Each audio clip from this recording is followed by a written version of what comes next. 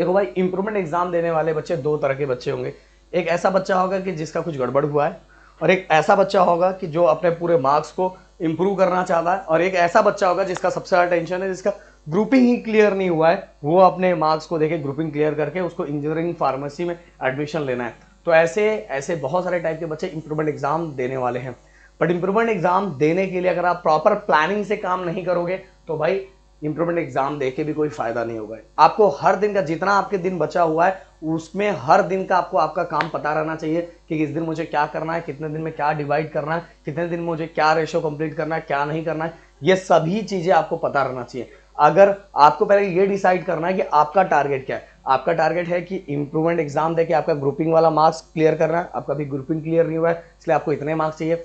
या तो आपका टारगेट ये है कि आपका मार्क्स अभी 70 आया, आपको 85 तक जाना है, तो वो आपको टारगेट पहले मतलब आपका गोल डिसाइड होना चाहिए कि आपको इंप्रूवमेंट एग्जाम दे किस ले रहे हो, आपको क्या है, मतलब करके क्या करना है, आपको चेंज क्या करना है, ये आपके दिमाग में रहना चाहिए। तो इंप्रूवमेंट एग्जाम किस लिए दे रहे हो वो डिसाइड आपके दिमाग में रखना है कि मुझे ये करना है, ये करना है, इसलिए मैं इंप्रूवमेंट एग्जाम दे रहा हूं।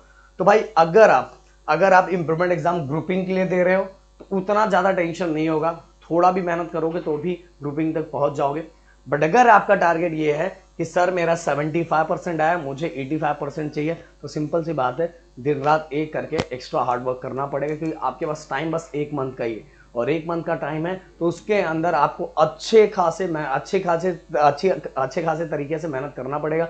और अगर अच्छी खासी तरीके से मेहनत नहीं की तो उसका भी रिजल्ट कुछ नहीं आएगा। जो स्ट्रेट फॉरवर्ड बात मैं बोल रहा हूं, तो भाई कैसे करना पड़ेगा, देखो मान लो आपका PCM B ये तीन है। अगर आपका PCM नहीं है, अगर आपका ओनली PCM या B नहीं है, या तो PCB है, तो आप उसको आराम से उसमें डिवाइड कर दोगे, आपके कुछ दिन एक्स्ट्रा बच जाएंगे। मैं ऐसे मान के चलता हूँ कि हमारे पास बस 30 डेज है। कितने डेज है? 30 डेज। तो 30 डेज में 10 दिन हम इसको देंगे, 10 दिन हम इसको देंगे, 10 दिन हम इसको देंगे। अगर मेरे पास बायो के लिए है तो भी हम 10 दिन और कर लेते हैं, क्योंकि हमारे पास आज से लेके जब एग्जाम होने वाला टोटल 40 दिन है। बट अगर पीसीएम वाले बच्चे हैं तो वो 10-10 दिन ही कंसीडर करें, ओके, 30 ही दिन कंसीडर। अगर पीसीएम बी वाले बच्चे हैं तो एक्स्ट्रा जो 10 दिन हमें लास्ट में मिलने वाला उसको भी कंसीडर करके पहले से चले। तो हमारे पास 10 डेज है। अब 10 डेज है गाइस अपने पास, और 10 डेज में हमारा पहला टारगेट ये होना चाहिए कि हम बस 10-10 चैप्टर पे ही टारगेट करना चाहिए। हमें पूरे चैप्टर नहीं, हमारा टारगेट ये होना चाहिए कि फिजिक्स के पूरे 10 चैप्टर, पूरे नहीं बोल रहा हूँ, मतलब पूरे 10 चैप्टर हमें अच्छे से पढ़ना है, ऐसी बात है। तो फिजिक्स के पहले 10 चैप्टर, देन उसके बाद केमिस्ट्री के पहले 10 चैप्टर, मैथ के 10 चैप्टर, अगर बायो है तो उसके 10 चैप्टर। ये अपना टारगेट होना चाहिए, ये अपना टारगेट, पहला गोल यही होना चाहिए। 10 चैप्टर के सभी कुछ चीजें हमें A to Z तरीके से आना चाहिए।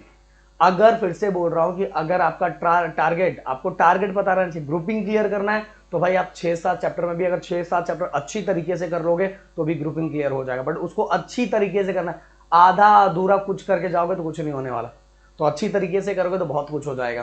तो पहले आपको टारगेट देखना है कि आपका टारगेट, अगर आपका टारगेट है कि स्कोर बहुत अच्छा करना है तो भाई पढ़ाई भी बहुत अच्छी करनी है। तो पहला टारगेट दोनों के लिए, पहला टारगेट ये होना चाहिए कि 10 हमारा फिजिक्स का, 10 हमारा केमिस्ट्री का, 10 हमारा मैथ का, 10 हमारा बायो का। अब इसको कंप्लीट करने के लिए डेली आपका जो टारगेट होना चाहिए कम से कम 3 बोलोगे सर 9 घंटा, हाँ भाई करना पड़ेगा। सुबह 7 बजे जाओ, 7 से 8, 8 से 9, 9 से 10, ओके, फिर ब्रेक ले लो, फिर इसके दोपहर को 12 से 1, 1 से 2, 2 से 3, मतलब 3 घंटा, फिर शाम को 3 घंटा, और बीच में भी 1-1 घंटे का रिवीजन। इस तरह से मतलब आपको स्लॉट 3 में डिवाइड करना है, सुबह 3 घंटे, दोपहर को 3 घंटे, रात को 3 घंटे, और बीच में 1-1 घंटे का रिवीजन, 1-1 घंटे का रिवीजन। और चाहिए तो 1 घंटा और ऐड कर दो आपके जितने भी डायग्राम्स है उनकी प्रैक्टिस के लिए।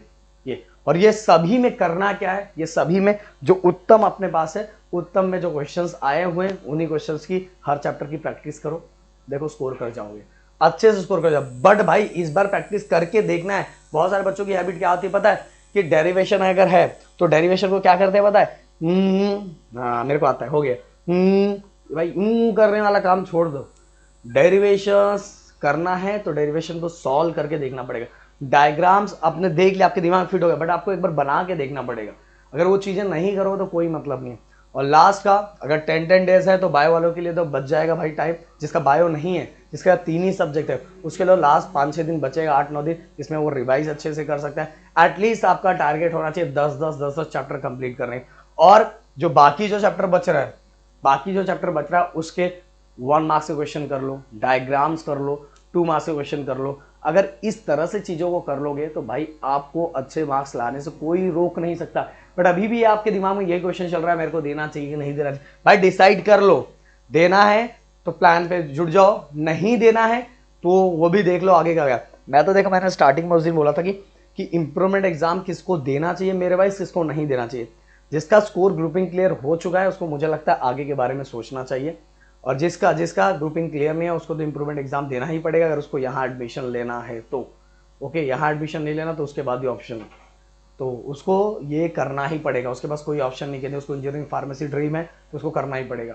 तो भाई सोच लो, दिमाग में फिट कर लो, अगर है आपका दिमाग बोल रहा है नहीं कर ही ले तो कर ही लो भाई, किसी की सुनो मत और जम के मेहनत कर लो, देखो स्कोर अच्छा आ जाएगा और एडमिशन भी हो जाता है। ऐसा नहीं है कि सर तब तक तो कैप राउंड 2nd 3rd चलता रहेगा, हमारा एडमिशन कैसे होगा। भाई सबका एडमिशन हो जाता है, एडमिशन के लिए एक बच्चा नहीं रुकता। वही एडमिशन उसी का नहीं होता जो दिल से चाहता नहीं कि मेरा एडमिशन हो। एडमिशन सभी का होता है, ऐसा कोई नहीं। और मेरी तरफ से ऐसा मैं किसी को सजेशन नहीं दूंगा कि आप ड्रॉप लो, कभी नहीं बोलूंगा। मैं ड्रॉप लेने के लिए कभी नहीं बोलूंगा, आपकी चॉइस है, आपकी मर्जी है। मैं हमेशा बच्चों को यही सजेशन देता हूँ कि जो ड्रॉप लेके आप काम करना चाहते हो वही आपके ग्रेजुएशन पे उतनी एनर्जी उतना मेहनत लगाओ। देखो आपने जो चीज़ों की चाहत रखी थी ना वो उसी टाइम आपको 4 साल के बाद वो चीज़ें मिल जाएगी, क्योंकि वो 4 साल आप अपने नॉलेज पे, अपने स्किल्स पे, आप खुद के डेवलपमेंट पे आप फोकस करोगे ना, तो जिस चीज़ों के लिए आप दौड़ रहे थे वो चीज़ें आपको मिल जाएगी और आपका 1 साल भी बर्बाद नहीं होगा। बाकी चॉइस मर्जी आपकी है, आप जैसा सोचोगे वो आपके ऊपर है, क्योंकि एट द लास्ट डिसीजन आप ही को लेना है। तो मिलते हैं नेक्स्ट वीडियो में। Thank you so much guys, जय हिंद दोस्तों।